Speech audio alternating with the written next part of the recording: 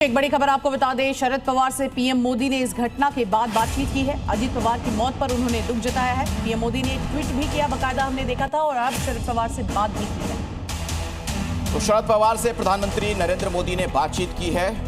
इस घटना को लेकर उन्होंने दुख भी जाहिर किया है। जाहिर तौर पर ये जो पवार परिवार है उसके लिए बहुत ही ये संकट की घड़ी है, मुश्किल की घड़ी है।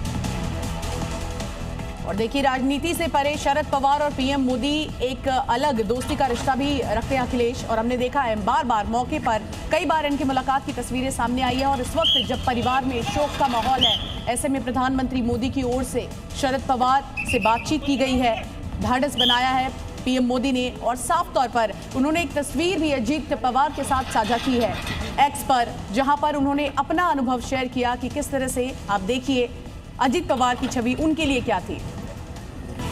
और अभी की बड़ी खबर आपको बता दें, अजीत पवार की मौत पर एक बड़ा अपडेट सामने आ रहा है। बारामती पहुंचा है पवार का परिवार। शरद पवार भी बारामती पहुंच चुके हैं और बारामती में अजीत पवार का अंतिम संस्कार किया जाएगा। आपको बता दें, कल अजीत पवार का अंतिम संस्कार होना है।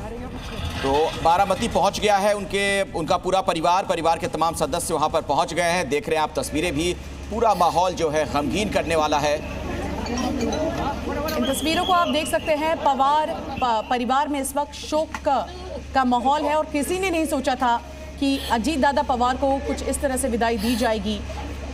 इन तस्वीरों को देखिए, महाराष्ट्र के अलग अलग इलाके से हम आपको तस्वीरें दिखा रहे हैं, और साथ ही साथ उनके समर्थक, उनके चाहने वाले, चाहे बारामती का घर हो या फिर सिल्वर ओक जो कि मुंबई में शरद पवार का घर है, वहां से लेकर मुंबई दफ्तर से लेकर जगह जगह पर, पुणे में जहां जहां वो सभाएं करते थे वहां समर्थक पहुंचे, और हर कोई बस आखिरी झलक पाना चाहता है, आखिरी श्रद्धांजलि अर्पित करना चाहता है अजीत पवार को। तो अजीत पवार, जिन्हें प्यार से उन्हें अजीत दादा भी कहा जाता था, कल अब उनका अंतिम संस्कार किया जाएगा।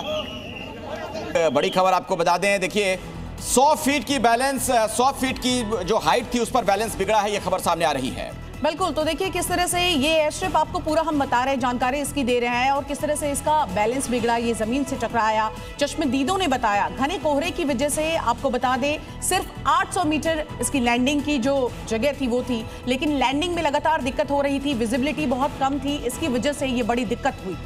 तो रनवे के किनारे डीजीसीए के मुताबिक जो जानकारी दी गई है, प्लेन क्रैश हुआ है टेबल टॉप रनवे, ये बताया जा रहा है, ये जानकारी निकलकर सामने आई है।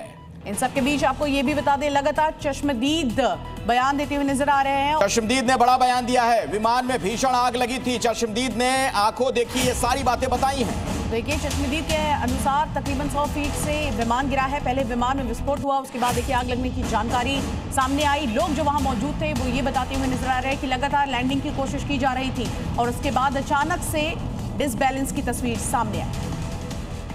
आपने खुद देखा है, आंखों से देखा है। बहुत दुख भरी, दर्द भरी घटना है ये। हमने देखा कि एयरप्लेन जब नीचे आया था ऐसा लग रहा था उसका क्रैश हो जाएगा, ऐसा हम सोच रहे थे, तभी क्रैश हो गया। हम देखे कि हमें लगा नहीं क्रैश हो गया है, लेकिन एयर ट्रैप पे उतरेगा ऐसा लगा, उतर रहा है, लेकिन क्रैश हुआ, और उसके बाद स्फोट हो गया उसका जबरदस्त।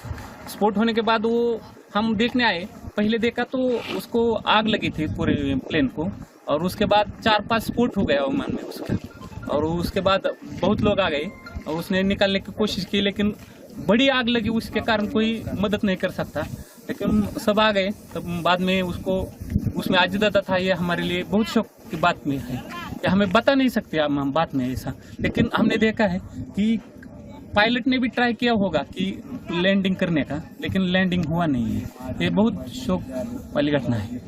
हमने देखा पूरा एक नीचे आ रहा था, ट्रैप पे आ रहा था, ट्रैप के नजदीक 100 फुट से नजदीक आकर गिर गया है।